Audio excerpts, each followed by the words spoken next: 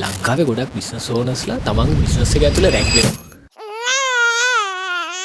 මේ ළඟදී මට හරි අපූර්ව කෝල් එකක් ආවා බිස්නස් ඕන කෙනෙක්ගෙන්. එයා මට කිව්වා මේ එයාගේ බිස්නස් එක හොඳට ප්‍රොෆිට් කරනවා. හැබැයි එයාගේ පර්සනල් ලයිෆ් එක, එයාගේ ෆැමිලි ලයිෆ් එක අන්බැලන්ස් කියලා.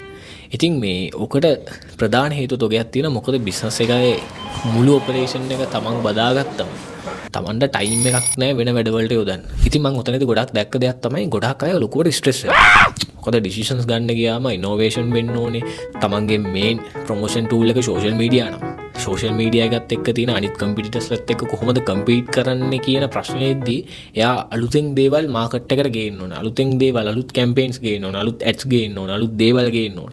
එතකොට අර අනිත් ඔපරේෂන් උත් එයා බලන අස්සේ මේක කරගන්න කියාම ලොකු ප්‍රශ්න කොටකට මුහුණ දෙනවා. එතකොට එයාට බිස්නස් එකත් එපා වෙනවා. ඒක බිස්නස් එකේ ලොන්ග් ටර්ම් සස්ටේනබිලිටි එකට ගොඩාක් ප්‍රශ්නයක් වෙනවා.